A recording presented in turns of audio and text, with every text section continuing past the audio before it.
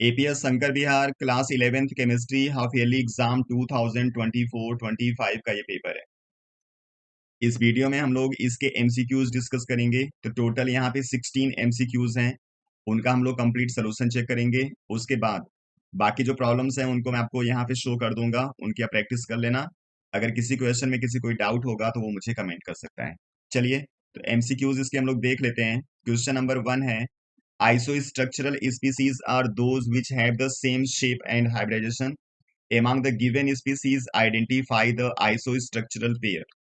यानी आपको शेप को डिफाइन करने वाला हाइब्रिडाइजेशन है, इसलिए हम लोग यहाँ पे कैलकुलेट करेंगे सबका हाइब्रिडाइजेशन। जिन दो का हाइब्रिडाइजेशन मैच कर जाएगा उनका शेप एक जैसा आ जाएगा।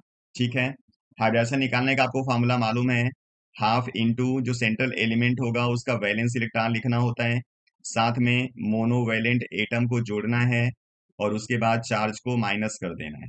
ऐसा करने के बाद अगर नंबर 4 आएगा तो sp3, 3 आएगा तो sp2 और 2 आएगा तो sp लिखना होता है।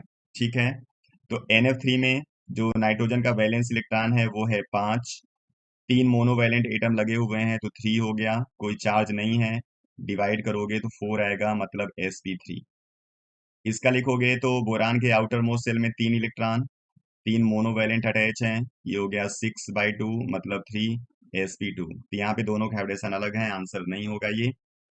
BCl3 का हिसाब BF3 जैसा ही है, इसलिए इसका sp2 लिख देते हैं डायरेक्ट। BrCl3 देखोगे तो Br के आउटर मोस्ट सेल में होंगे 7 इलेक्ट्रॉन, 3 इसके साथ मोनोवैलेंट अटैच हैं, बाई 2 करोगे तो आ जाएगा 5, मतलब इसका लिखना है sp3d।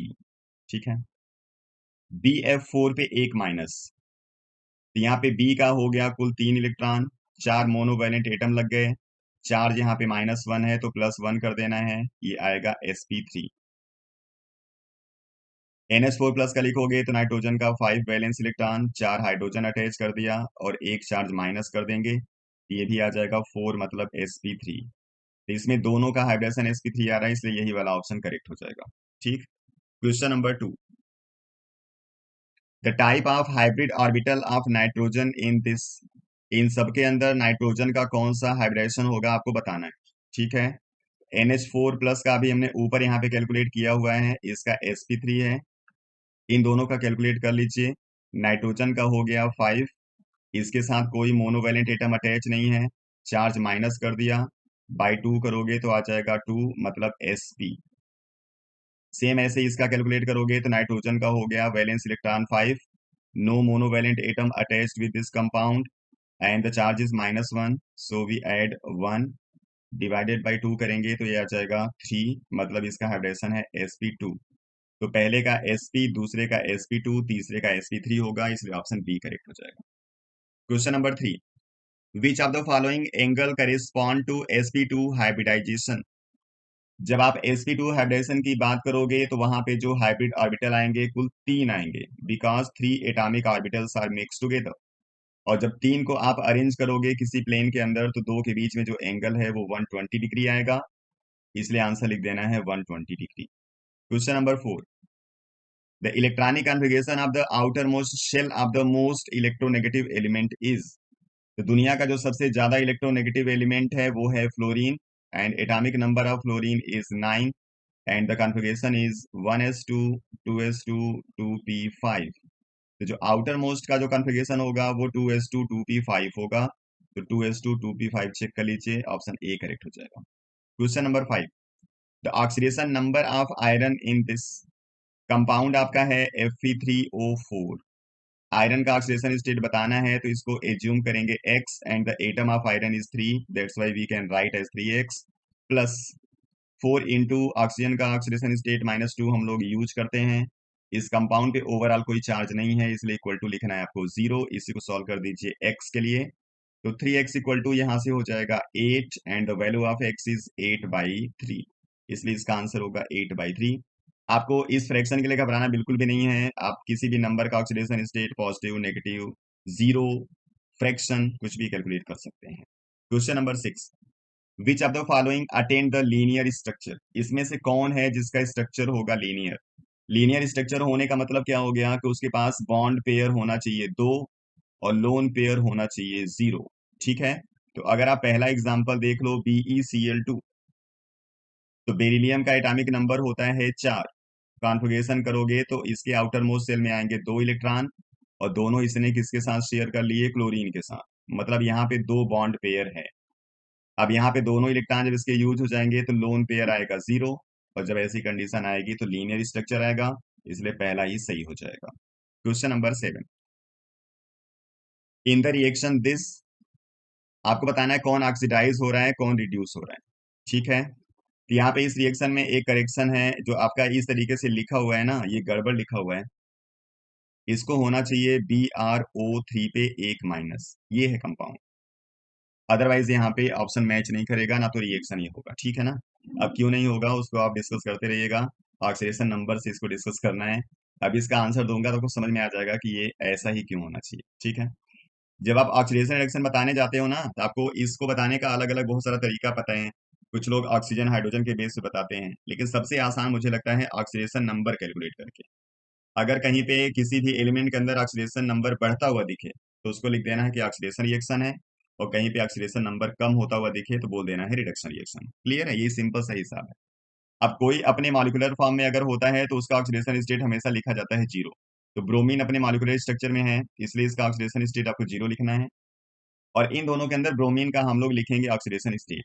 तो ये जो 5 Br माइनस है, यहाँ पे Br पे माइनस चार्ज आपको दिख रहा है, इसलिए इसका ऑक्सीडेशन स्टेट -1 है, नो डाउट। इसमें आपको कैलकुलेट करना पड़ेगा, और जिसको कैलकुलेट करोगे x और +3 × -2 = -1, तो x की वैल्यू आ जाएगी +5। तो यहाँ पे है ये +5। ठीक है, अब यहीं से आपको आंसर मिल जाएगा। ब्रोमीन जो ऑक्सीडेशन स्टेट 0 से 1 में माइनस में जा रहा है, मतलब ऑक्सीडेशन स्टेट कम हो गया, तो रिएक्शन हो जाएगा कौन सा, रिडक्शन। और 1 में इसका ऑक्सीडेशन स्टेट बढ़ रहा है, जहां पे बढ़ता है वो रिएक्शन होता है ऑक्सीडेशन। मतलब इस रिएक्शन में जो ब्रोमीन है वही रिड्यूस भी हो रहा है और वही ऑक्सीडाइज भी हो रहा है। अब आप अपना ऑप्शन चेक कर लीजिए, bromine is both reduced and oxidize, ये ऑप्शन 4 हो जाएगा correct. Question number 8, in which of the following compound Mn exhibit highest oxidation state, किस कंपाउंड के अंदर जो Mn होगा वो हाईएस्ट ऑक्सीडेशन स्टेट को शो कर रहा होगा। अब सारे कंपाउंड में Mn का ऑक्सीडेशन स्टेट निकाल लीजिए। यहाँ पे Mn का ऑक्सीडेशन स्टेट आ जाएगा इस O4 का -8, इसका +1 -7, यानी +7 आएगा। यहाँ पे इसका आ जाएगा 8 + 6, यहाँ पे आ जाएगा +4, और यहाँ पे आ जाएगा +2। तो सबसे हाईएस्ट ऑक्सीडेशन स्टेट Mn का यहाँ पे फर्स्ट वाले कंपाउंड के अंदर है। Question number 9, consider the isoelectronic species this and correct order of increasing length of the radii is. जब भी आप साइज बताने जाते हो तो आपको दो चीजें देखनी होती हैं। पहला, नंबर ऑफ शेल, पहले शेल ही देखना, याद रखिएगा। अगर शेल का नंबर सेम आ जाएगा फिर आप दूसरे पॉइंट पे आ जाओगे। क्या देखना होगा, एटॉमिक नंबर। ठीक है, तो जिसका नंबर ऑफ शेल ज्यादा होता है उसकी साइज भी होती है बड़ी, और जिसका एटॉमिक नंबर बड़ा होता है उसकी साइज होती है छोटी। यही आपको कॉन्सेप्ट याद रखना है। ठीक है, अब जब स्पीसीज को बोल देगा आइसो इलेक्ट्रॉनिक, आइसो इलेक्ट्रॉनिक का मतलब हो गया कि आप न्यूक्लियस के बाहर जो इलेक्ट्रॉन है उनको सेम लिखोगे, और जब नंबर ऑफ इलेक्ट्रॉन सेम होगा तो वहां पे जो शेल यूज होंगे उनका भी नंबर आ जाएगा सेम। मतलब आइसो इलेक्ट्रॉनिक स्पीसीज के लिए नंबर ऑफ शेल हमेशा सेम होता है। ये अब आपको आंसर देना होगा एटॉमिक नंबर के बेस पे। तो जिसका एटॉमिक नंबर बड़ा होगा उसकी साइज को छोटा आपको बोल देना है। क्लियर है। अब यहाँ पे इंक्रीजिंग लेंथ ऑफ रेडियाई लिखना है, तो आप चेक कर लीजिए यहाँ पे ऑप्शन, जिसका एटॉमिक नंबर सबसे बड़ा होगा उसकी रेडियस सबसे छोटी होनी चाहिए। तो बी ऑप्शन में ऑक्सीजन का एटॉमिक नंबर सबसे कम है, इसलिए इसकी साइज सबसे बड़ी होगी, फिर फ्लोरीन, फिर सोडियम, फिर मैग्नीशियम। ठीक है, मैग्नीशियम की साइज यहाँ पे सबसे छोटी होगी। चलिए, question number 10, the statement that is not correct for periodic classification of the elements. Periodic classification के लिए 4 यहाँ पे स्टेटमेंट दिए गए हैं, आपको बताना है कौन सा यहाँ पे करेक्ट नहीं है। The properties of elements are periodic function of their atomic number, ये तो पूरा डेफिनेशन ही लिख दिया है, ये सही है। Non metallic element are less in number than metallic element, ये भी सही है, मेटेलिक एलिमेंट ज्यादा है, नॉन मेटेलिक कम है। For transition elements the 3d orbitals are filled with electrons after 3p orbitals and before 4s orbital. अब ये कहानी हो गई गड़बड़, क्योंकि जो 3d के अंदर इलेक्ट्रॉन की फीलिंग होती है वो होती है आफ्टर 4s, और यहाँ पे लिखा हुआ है बिफोर 4s, ये हो गया गलत।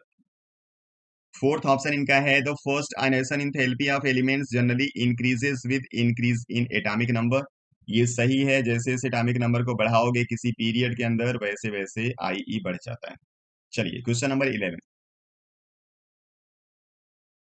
The elements in which electrons are progressively filled in 4f orbitals are called, जो 4f के अंदर इलेक्ट्रॉन की फीलिंग शुरू करोगे तो उसको हम बोलते हैं f ब्लॉक एलिमेंट्स, इसी को हम लोग इनर ट्रांजिशन एलिमेंट भी बोलते हैं, और 4f वाले को लेंथेनॉइड्स भी बोला जाता है। यहाँ पे ऑप्शन मैच करा लो तो आपको लेंथेनॉइड दिख रहा है, इस लेंथेनॉइड दिखना है। Question number 12, if 500 ml of 5m solution is diluted to 1500 ml, what will be the molarity of the solution? यहाँ पे हम लोग फॉर्मूला यूज करेंगे M1V1 इक्वल टू M2V2। ये है आपका 5, वॉल्यूम है 500, ये इक्वल हो जाएगा 1500 इंटू एम, ये कंसंट्रेशन बताना है। 500 से 1500 कट हो जाएगा 3 बार में, 5 इक्वल टू हो जाएगा 3m, तो m हो जाएगा 5/3 मीन्स 1.66। इसका आंसर हो जाएगा B option. Question number 13, the empirical formula and molecular mass of a compound are this and 180 gram respectively. What will be the molecular formula of the compound? तो सबसे पहले आप इंपीरिकल फार्मूला से empirical formula mass निकालोगे। Empirical formula mass हो जाएगा carbon अकेला इसलिए 12, हाइड्रोजन 2 और ऑक्सीजन 16, इसको ऐड करोगे तो आपको मिल जाएगा 30। अब हम लोग निकालेंगे यहाँ पे वैल्यू ऑफ n, जो कि होता है molar mass divided by empirical formula mass, तो हो जाएगा 180/30 मतलब 6। अब इसी 6 से अब इसको इंपीरिकल फार्मूला को मल्टीप्लाई कर दो तो आ जाएगा C6H12O6, ऑप्शन आपका सही हो जाएगा सी वाला। Question number 14, which of the following statement is not correct about the characteristics of cathode rays? Cathode rays के लिए इसमें कौन सा स्टेटमेंट है जो सही नहीं है? पहला है they start from the cathode and move towards the anode, ये बिल्कुल करेक्ट है। दूसरा कह रहा है कि they travel in straight line in the absence of an external electric और मैग्नेटिक फील्ड, ये भी बिल्कुल करेक्ट है। सी कह रहा है characteristics of the cathode rays do not depends upon the material of electrode in cathode rays tube, ये भी बिल्कुल करेक्ट है। बस कैथोड लगा होना चाहिए, किस मटेरियल का बना हुआ है उससे कोई मतलब होता नहीं है। डी ऑप्शन है characteristics of the cathode rays depends upon the nature of the gas present, ये बिल्कुल गड़बड़ है। कैथोड रेज में जो नेचर ऑफ द गैस होता है उस पे उसकी प्रॉपर्टी बिल्कुल डिपेंड नहीं करती, एनोड रेज की करती है। ठीक है, तो इसके लिए लिख देना ये गलत है, यही ऑप्शन आपका सही हो जाएगा। Question number 15, find oxidation state of I in H4iO6 पे माइनस, तो H4 है तो 4 हो गया, आई का हमको बताना है, ऑक्सीजन 6 बार है तो -2 × 6 और इक्वल टू ओवरऑल चार्ज है -1। अब यहाँ पे 6 - 2 करोगे तो -12 आ जाएगा, +4 करोगे तो आ जाएगा आपका -8 इक्वल टू -1, तो x इक्वल टू यहाँ पे आ जाएगा +7, इसलिए इसका आंसर हो जाएगा first. Question number 16, the outer most electronic configuration of the most electronegative element, ये प्रॉब्लम इसके पहले भी था, ये आपका रिपीट हो गया है। तो मोस्ट इलेक्ट्रोनेगेटिव एलिमेंट आपका होता है फ्लोरीन, और उसका आउटर मोस्ट इलेक्ट्रॉनिक कॉन्फ़िगरेशन होता है 2s2 2p5, तो आपको लिख देना है 2s2 2p5। 2s2 2p5 तो दिख नहीं रहा है, तो आप ns2 np5 कर दोगे, ये हो जाएगा सही। ठीक है, चलिए ये तो हो गया MCQs, बाकी प्रॉब्लम आप लोग देख लीजिए जल्दी जल्दी, बाकी अगर कोई डाउट होगा तो मुझे बता सकते हो। ये है सेक्शन बी के 5 प्रॉब्लम्स, उसके बाद है सेक्शन सी। सेक्शन सी का एक प्रॉब्लम ये है, बाकी प्रॉब्लम्स यहाँ पे हैं 26 नंबर, 27, 28, फिर उसके बाद सेक्शन डी है जो कि केस बेस्ड प्रॉब्लम है, तो एक ये है और एक ये है।